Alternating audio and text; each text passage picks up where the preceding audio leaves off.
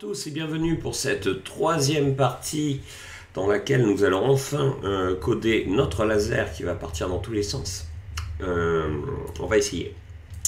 Allez, c'est parti. Donc pour ça, on va créer un nouvel objet et on va créer un recast. Donc j'ai ma scène principale ici. J'appuie sur plus ici pour ajouter une nouvelle scène. Et là, je ne vais pas ajouter un node 2D ou quelque chose de là. Je vais dans Other Node où je peux cliquer sur plus, ou CTRL A, c'est pareil. Donc Other Node, et je vais chercher un recast. Et ces recasts, alors le 2D, ils sont vraiment très utiles. En fait, ça va envoyer un rayon, on peut définir sa taille, et si il va tester s'il entre en collision avec quelque chose ou pas. Donc c'est quand même vachement pratique. Ensuite, on va créer une ligne 2D. Alors c'est tout simplement une forme, c'est un trait. On peut choisir sa largeur, on va le faire en code. On va l'appeler fil, par exemple. Voilà, ça veut dire ou laser. Non, le recast 2D, je vais l'appeler laser. Et donc le fil, ça sera ce qui est visuel. Alors c'est purement visuel, ça par contre. La line 2D, c'est quelque chose de visuel, il n'y a pas de collision ni rien. Le recast, c'est pas une collision en soi, on va pas créer un box collider ou quoi que ce soit, c'est juste on lance un rayon et on regarde si ce rayon entre en interaction avec autre chose. Et ensuite, on va rajouter un node qui est bien pratique, qui s'appelle Twin, qui permet de faire la transition entre deux valeurs d'une propriété. C'est-à-dire plutôt que passer de 0 à 10, grâce au Twin, ça nous évite de faire des boucles à l'infini, mais il y a ça derrière. Ça va progressivement et on peut choisir la vitesse à laquelle on passe de 0 à 10. Donc c'est quand même très pratique. On va le laisser appeler Twin parce que c'est plus logique et de toute façon on n'a pas besoin de faire beaucoup plus. On va mettre aussi quelques particules. Donc on va chercher particules 2D. Et bien sûr, cela est mis dans fil. CPU, c'est pas forcément ce que je veux. Particules 2D tout court, pas CPU particules 2D. Voilà, particules 2D. Et ces particules, comment est-ce qu'on pourrait appeler ça? On peut en mettre plusieurs. Donc on peut mettre des particules pour le fil. Ouais. On va mettre fil particules. Et on verra un petit peu plus tard comment ça marche. Voilà. Donc ensuite, on se lance directement dans le code. Donc là pour l'instant il n'y a pas grand chose, en toute logique. On va se lancer dans le code, mais avant ça on sauvegarde notre scène et je vais la mettre dans SRC. Hop. Elle s'appelle bien laser.tsyn. Et c'est parti pour le code. Comme ça, j'appuie sur plus, laser.gd et je supprime tout. Et là, on va créer quelque chose d'un peu nouveau. C'est que, bon, vous l'avez vu, il y a un extends recast 2D parce que le node, c'est un recast 2D. Donc, ça va hériter des propriétés du recast 2D. On va pouvoir ajouter des choses, mais donc, ça, c'est la classe parent.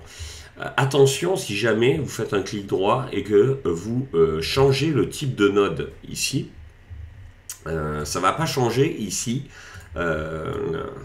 recast 2D en autre chose. Donc pensez-y, c'est-à-dire si vous voulez plus d'un recast 2D finalement et que vous voulez juste un position 2D qui peut être très utile, dans ce cas il faudra changer recast 2D par position 2D. Voilà. On va créer une classe, notre propre classe de recast. Alors comment on fait ça et à quoi ça sert? Vous allez le voir. Class name, on va l'appeler laser. Ray, voilà. Et donc en fait maintenant on a créé notre classe qui contiendra tous ces éléments là et on va pouvoir s'en servir ailleurs. Et ensuite on va créer des variables. Donc la première, on va l'appeler cast speed. Alors vous pouvez le mettre en français, c'est évident. Pour plus de cohérence, mais je préfère tout marquer en anglais. Alors ça c'est des valeurs bon, que j'ai trouvé qui marchent bien. On va peut-être pouvoir les modifier. D'ailleurs, je vais vérifier un truc, parce que je suis pas sûr d'avoir mis ces valeurs là. En fait, il faut que j'aille sur ma scène. Ouais, si j'ai dû mettre ces valeurs là à peu près. De toute façon, on va pouvoir vérifier si ça nous plaît pas. C'est pas très compliqué. Donc, je vais le mettre à 5000. 5000. Donc, ça va être la vitesse à laquelle on va lancer notre rayon. Il ne faut pas que ce soit lancé trop vite. Et on va créer une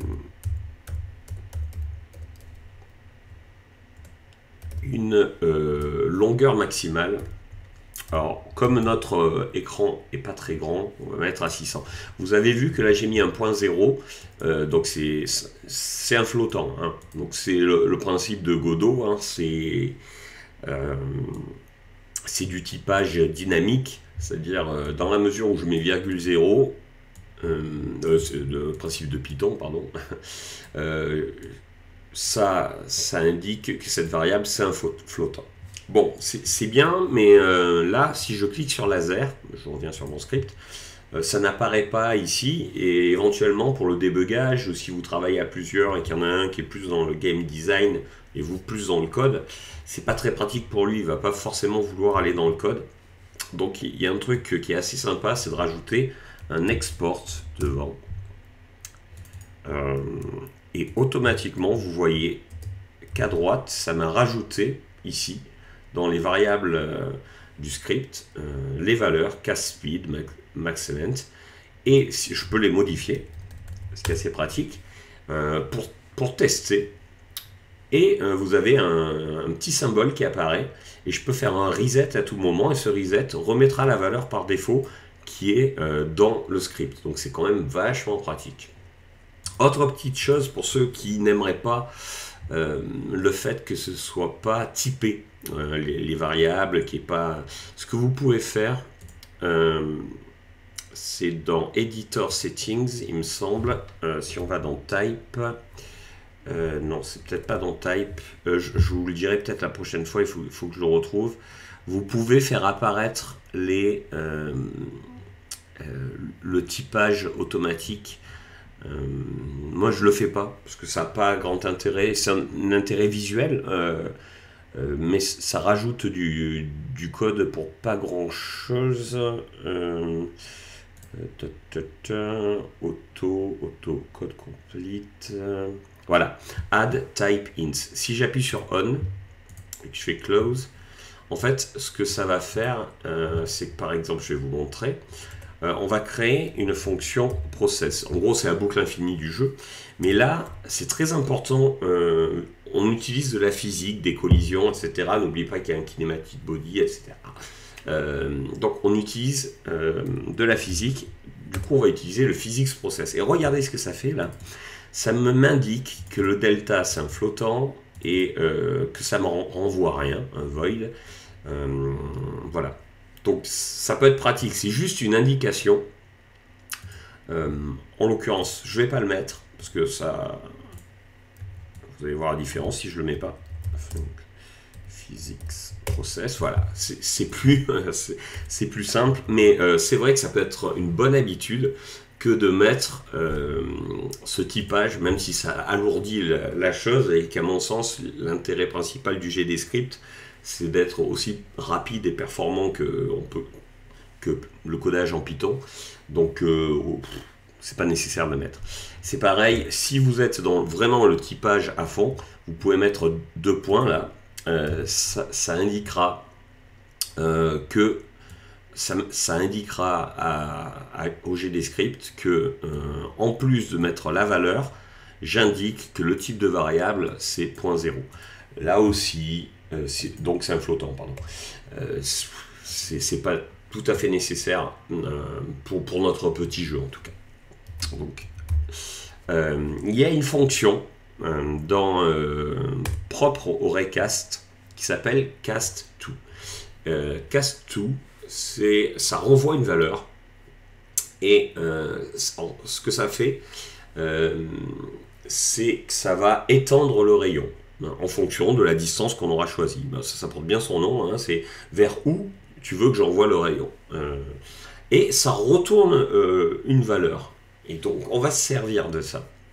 Parce que le physics process, il va tourner de façon régulière, hein, contrairement au process normal. Je vais vous montrer la différence qu'il y a et pourquoi c'est important d'utiliser le physics process quand on travaille avec de la physique.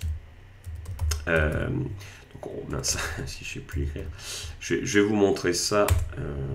Alors ceux qui m'ont comme prof l'ont déjà vu, mais print delta. Donc le delta en fait qui est obligatoire dans le process, c'est tout simplement le temps qui va être mis entre deux frames. En fonction du processeur et de l'ordonnancement des tâches de votre système d'exploitation, ça peut varier dans le process standard. La plupart du temps, par exemple les inputs, on va utiliser le process. Pourquoi? Parce qu'on veut que ce soit très précis et donc on veut être capable d'écouter les touches de l'utilisateur à chaque frame. C'est très important. Par contre, pour ce qui est des collisions, le problème c'est que la physique ne gère les collisions qu'à un temps régulier. C'est le physics process. Donc il peut y avoir un décalage. C'est-à-dire si vous faites bouger votre personnage dans le process qui va tourner à chaque frame, mais pas forcément à la même vitesse que le physics process qui va détecter les collisions, il peut y avoir des problèmes. C'est-à-dire vous allez avoir un affichage d'un personnage qui rentre dans un mur, et après le physics process va traiter la physique et va décaler le personnage, donc ça va créer des petits bugs. Donc ça c'est important. Donc tout ce qui est input, on va les mettre dans le process parce que c'est vraiment à chaque image, mais il faut savoir que chaque frame c'est pas régulier. Vous allez très vite le voir, le delta de chaque frame. Ah oui, mais là si je mets juste le delta, vous n'allez pas. On va juste mettre process ici. Voilà, virgule delta. Et pour l'autre, je vais mettre physics process. Alors forcément, ça ne va rien faire. Je vais mettre p process. Voilà. Ça ne va rien faire là parce que je n'ai pas mis dans ma scène. Et en plus, particules, bon, je vais l'enlever pour l'instant, les particules. Ça va nous embêter. J'ai pas mis dans ma scène le laser, hein, donc je vais le faire. C'est pour ça que vous ne voyez rien. Donc dans ma scène principale, je vais mettre le laser peu importe où pour l'instant. Le tout, on veut juste un print, voilà. Et donc regardez dans la console en bas. Ah, il y a une petite erreur. Ah oui, j'ai oublié la virgule. Ah, je peux pas sauvegarder quand c'est lancé, mais voilà. Donc je vais essayer d'agrandir ça. Donc qu'est-ce qu'on peut remarquer? Alors là, ça continue hein, à l'infini. Le physics process est toujours, alors, sur mon ordi, à 0,016 secondes. Donc il y a 0,016 secondes et quelques hein, entre chaque élément. Il se trouve que le process, dans mon cas, c'est absolument pareil. Mais normalement, le process, c'est différent. Est-ce que je ne me suis pas planté? Le process peut varier d'une frame à l'autre, ce qui n'est pas forcément terrible quand on travaille avec de la physique. Bon, j'ai fait un flop, mais je vérifie juste un truc. Func physique process delta, p process delta, ouais, ça aurait dû marcher. On aurait dû voir la différence. Bon, c'est pas grave. Et si je le mettais dans le code, je vais le mettre dans le code générique directement pour que vous voyez un petit peu mieux. Voilà, là Non, on le voit pas. Au début, peut-être. Oui, là, vous voyez au départ. Ça le fait pas tout le temps. Sur mon ordi, c'est assez. Mais par exemple, le process, là, il a changé. Hein. Il était à... le physique process c'était à 0,16, on a un process à 0,14, puis le process est passé à 0,16 carré, et le process il change tout le temps, alors que physique process est régulier, le delta, c'est-à-dire c'est le temps qui est mis entre chaque frame. C'est très très important de le prendre en compte, même pour un petit jeu. Donc ça je peux l'enlever, c'était juste pour vous montrer. CTRL S, et je reviens sur mon laser. Donc ce qu'on va faire, donc je retourne sur mon physics process. Bon, on va mettre funk parce que sinon il ne va pas comprendre. Voilà. Et le fameux cast2. Et ce qu'on va faire, c'est qu'il va être égal, parce qu'on veut augmenter la taille du rayon. Alors est-ce que c'est bien de le mettre dans le physics process? On essaiera de le rendre un peu plus opti plus tard. Mais pour l'instant, on va faire ça. Plus... Alors, un cast2, c'est un vecteur 2. Pourquoi? Parce que ça va avoir des coordonnées en X et en Y. C'est-à-dire qu'en gros, on va envoyer notre rayon du point de départ à un point dans le monde. Alors, comme c'est un monde en 2 dimensions, c'est assez simple. Ça correspond à l'écran. Donc, ça va l'envoyer sur une coordonnée XY. Donc, c'est un vecteur 2. Ce que je veux faire, moi, c'est que pour que l'angle soit 0 au départ, l'angle 0 dans Godot, c'est vers la droite. Comme dans beaucoup de moteurs de jeu, à ma connaissance. Donc, ce que je peux faire, c'est vecteur 2, je pourrais mettre en X, je pourrais mettre 1, et en Y, 0, par exemple. Et là, ça marcherait. Hein, mais il y a directement quelque chose d'implémenté qui est beaucoup plus clair, c'est vector to right. Là, ça indique bien, tu vas vers 1, vers la droite. C'est-à-dire que maintenant, il va se lancer de base vers la droite. Alors bien sûr, on ne va pas le laisser vers la droite, mais ça indique que l'angle est à 0. Ça évite de nous casser la tête plus tard, vous allez voir. Donc bien sûr, le maximum, c'est 1 comme valeur. Donc ce qui n'est pas terrible, parce que nous, on veut pas un pixel, on veut le multiplier. Donc c'est là où on va le multiplier par la vitesse de cast. Donc le cast speed, qu'on pourra modifier éventuellement. Et c'est-à-dire qu'à chaque tour de boucle, on pourrait le mettre à 500 pour voir ce que ça fait. Hein. À chaque tour de boucle, mais vous allez comprendre pourquoi je mets une valeur haute. À chaque tour de boucle, ça va augmenter un petit peu. C'est-à-dire que le cast2 au départ, on va dire qu'il est à 0, mais à chaque tour de boucle, on va lui ajouter 1 en X, et on verra en Y comment on fait, fois la vitesse cast speed, et c'est là, c'est pour ça, alors vous allez me dire, 500 pixels toutes les 0,016 secondes, c'est énorme. Donc ça va être instantané. Oui, mais justement, on va se servir du delta. C'est-à-dire, on va multiplier par le delta pour que ce soit constant, peu importe l'ordinateur. Parce que sur mon ordi, c'est peut-être 0,016, mais sur le vôtre, ce sera peut-être une valeur différente. Et on veut contrôler ça en permanence, que cette vitesse soit constante, peu importe l'ordinateur. Donc c'est important. Le problème de ce système, c'est que si on le laisse, là ça va s'emballer, hein, c'est-à-dire qu'en permanence, ça va augmenter, ce qu'on ne veut pas. Donc il faut ce qu'on appelle le clamper, c'est-à-dire lui mettre des bornes. Et la borne, en l'occurrence, c'est la longueur maximale du ray, du raycast. Donc il y a une fonction qui s'appelle clamped, et là-dedans on va mettre max length. Max length, voilà, comme ça. Et là, on est pas mal. Je vais essayer de dézoomer un petit peu. Ça, j'en ai plus trop besoin de la console pour l'instant. Je vais le mettre en grand pour que vous voyez mieux. Ensuite, ce qu'on va faire, c'est qu'on va revenir sur la scène 2D. Donc, je reviens ici. Et je vais sur Fill, ici. Et je vais ajouter un point. Donc, de base, ça en a un. Peut-être pas. Non, en fait, ça n'en avait pas un. Donc, Fill, je vais cliquer ici, là, sur Create Points. Le premier, je le mets à 0, on pourra le modifier après, voir si c'est... Et le deuxième, on s'en fout un petit peu, on va le mettre là par exemple, c'est pas très important. Donc ensuite je peux les modifier ici pour être sûr qu'ils soient bien à 0, 0.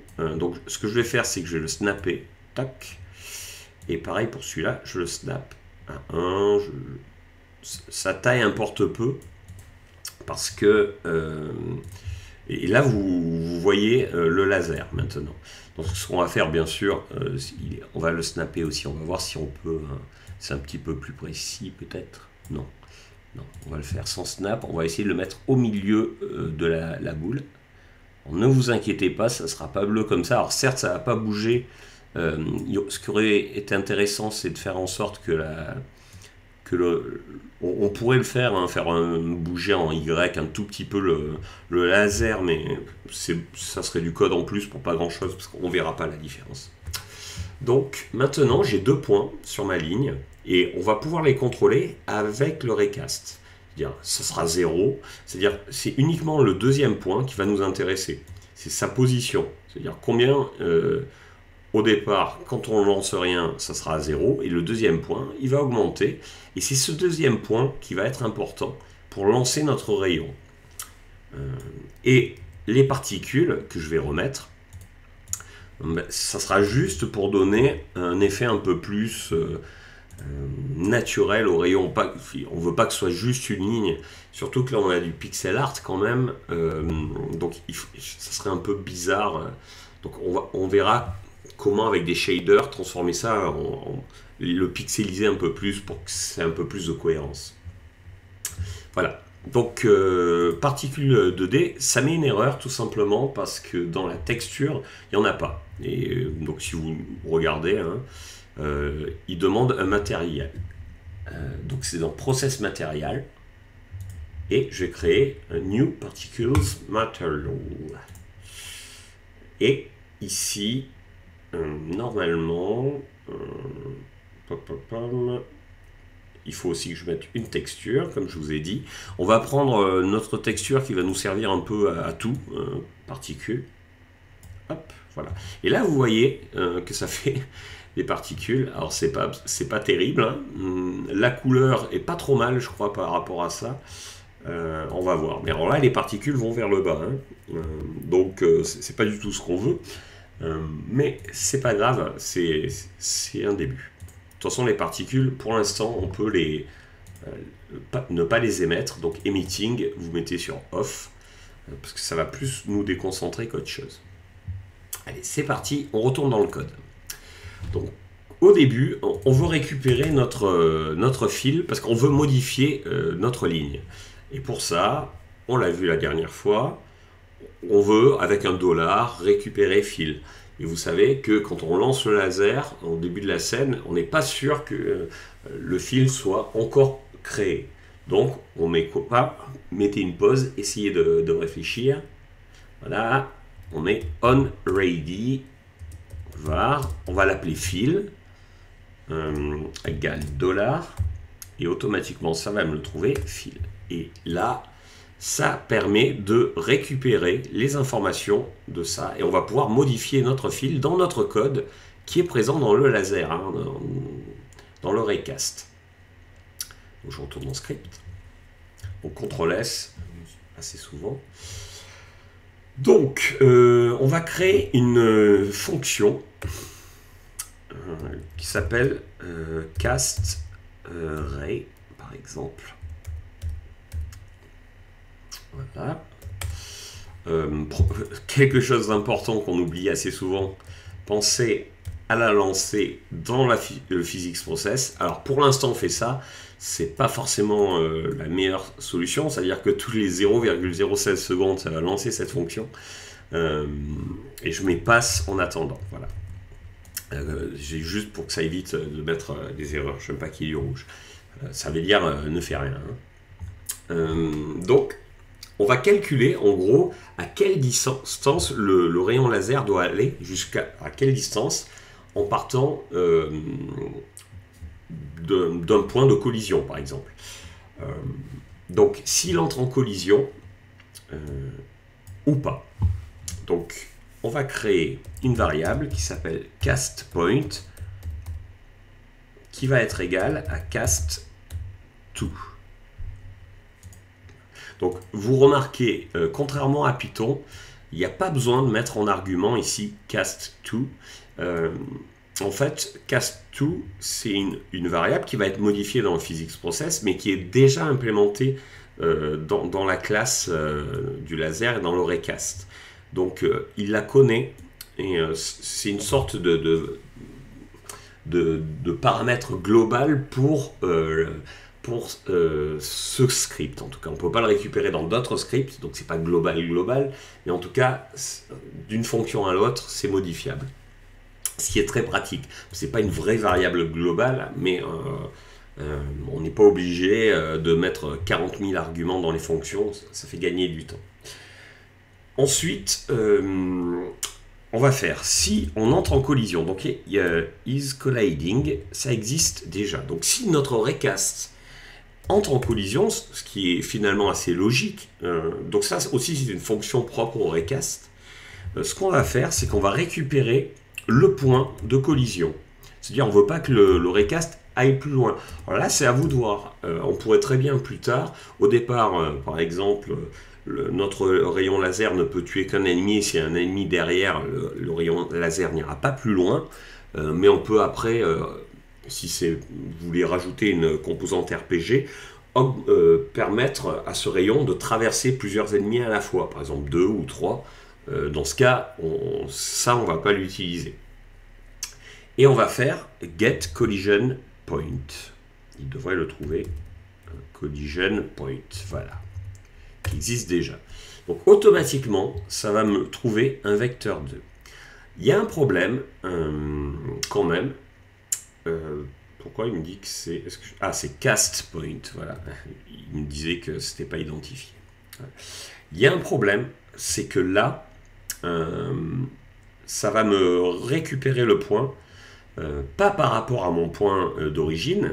Si je reviens sur ma scène 2D, ça va me récupérer le point dans la scène, c'est-à-dire le point global, et pas local. C'est-à-dire ça va me trouver la position du point dans ma scène globale, et pas par rapport à notre laser. Ce qui nous... c'est pas gênant en soi, on pourrait rajouter du calcul, mais pourquoi? Puisqu'on est déjà dans le laser, autant utiliser, parce que le laser, par exemple, là je l'ai mis, si on regarde dans les transformations, il n'est pas à 0, il est en position 524, 316. Donc ça serait bien, alors, si je le laisse comme ça dans mon script, voilà, get collision point, ça va me trouver la position, pas par rapport au laser, mais par rapport à la scène en général. Et donc il faudrait que je soustrais ou ajoute, selon que ce soit à gauche ou à droite, la position de mon laser, ce qui rajoute des lignes de code. Et il y a un truc qui est très simple, c'est de le convertir en local, tout local. Voilà, c'est marqué en bas. Et dans ce cas-là, maintenant, ce collision point, qui va être un vecteur 2, qui contient les coordonnées en x et y, donc qui vont être donc cast point, ça va être en fonction de la position du laser, ce qui est quand même très très pratique. Ça évite d'écrire pas mal de lignes. Et ce qu'on va faire, c'est que on veut mettre le point de notre ligne, c'est-à-dire ce point-là, et vous voyez, il y a un petit, je ne sais pas si vous le voyez bien, parce que il y a marqué 1, c'est le point numéro 1, celui-là c'est le point 0. Donc c'est le point 1 que je veux déplacer vers le point de collision. Donc dans mon script, ce que je vais utiliser fil, point, et points. Alors vous voyez qu'il y a un S, parce que c'est une liste, il peut y avoir plusieurs points.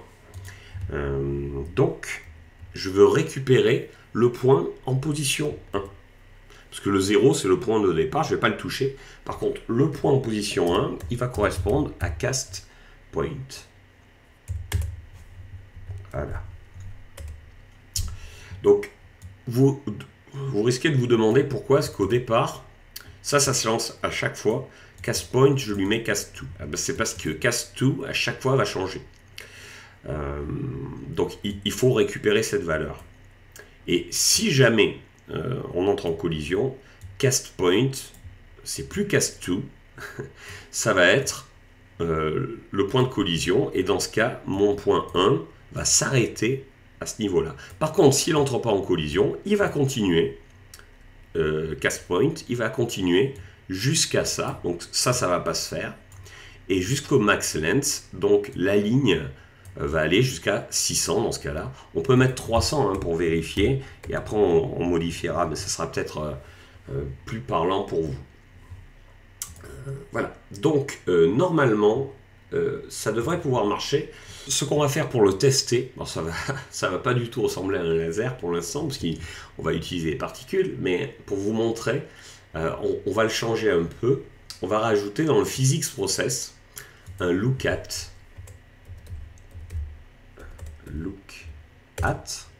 Donc c'est pareil, c'est un vecteur 2. Hein. Get global, et dans ce cas, on veut la position globale de la souris. Et ce que ça va faire, ça, look at, rappelez-vous, pourquoi est-ce qu'on est en... Je vous ai mis un vecteur 2 vers la droite, c'est tout simplement parce que l'angle est à 0. Donc on n'a pas besoin de faire des calculs supplémentaires. Et le look at va faire tourner le point du raycast, du laser, en fonction de la position de la souris. Donc on va avoir notre rayon qui va se déplacer. Alors bien sûr là il va être, je vais vous montrer. Parce que voilà, vous voyez, notre rayon il bouge en fonction de la souris. Je vais mettre un cast speed tout petit. Est-ce qu'on va voir? Alors là il est vraiment tout petit. Et en plus il y a un décalage. Donc c'est pas terrible. Pourtant, il n'y a pas de collision. Alors peut-être que ça entre en collision. Vous voyez le cast speed qui augmente? Hop. Et comme on a multiplié par delta, c'est très très lent. Donc nous, c'est pour ça que je vous ai mis une valeur assez élevée. À vous de... De toute façon, on fera en sorte que... Voilà. Et même là, c'est un peu lent. Hein. On veut quand même qu'il soit assez rapide. Parce que c'est un jeu où il va y avoir beaucoup d'ennemis. Donc chaque fois qu'on va cliquer, on veut que le laser parte quasiment instantanément. Et là, on a un max length de 300. Pourquoi pas, hein, c'était juste pour vous montrer. Ce qui pourrait être bien, c'est qu'il dépasse de l'écran quand même, au cas où, au moins. Donc on va peut-être le mettre à 600, mais c'était pour vous montrer ce que ça donnait. Donc là, on va avoir... Donc là, c'est uniquement en test, hein, mais vous voyez. Donc attention, ce que vous voyez là, c'est pas le raycast du tout, c'est le fil. Hein. Si le fil, je le rends non visible, donc je lui mets un wide de 0 par exemple. Donc là on va plus rien voir. Vous voyez. Mais le raycast y est toujours. La preuve, comment est-ce que vous pouvez savoir? Vous allez dans Debug et vous faites Visible Collision Shapes. Ça va les rendre visibles quand vous lancez le jeu. Et vous allez voir ici votre raycast de 600 de partout. Alors, ça pourra poser problème s'il y a plusieurs ennemis. Et on essaiera de les régler. Mais vous voyez que ça marche très bien, ce raycast. Il n'y a aucun problème. Et le fil, on peut le mettre, parce que on va peut-être le mettre à 5. De toute façon, on va modifier la largeur du laser par... bon, 10, c'était bien. Par code. Hein, pour que ce soit un peu plus... qu'il apparaisse et qu'il disparaisse. Voilà. Donc, vous avez maintenant un laser fonctionnel. Je vais arrêter là pour cette petite vidéo. J'enlève le Visible Collision Shape, même si c'est très bien pour débugger. Et à partir de la prochaine fois, on va rendre ça un peu plus joli, et enfin que ça ressemble à un laser, en rajoutant des particules, des couleurs, etc. Donc il y aura un peu moins de code, mais ça sera, il y en aura quand même un petit peu, promis. Voilà. Donc à la prochaine vidéo. Merci à tous de m'avoir suivi.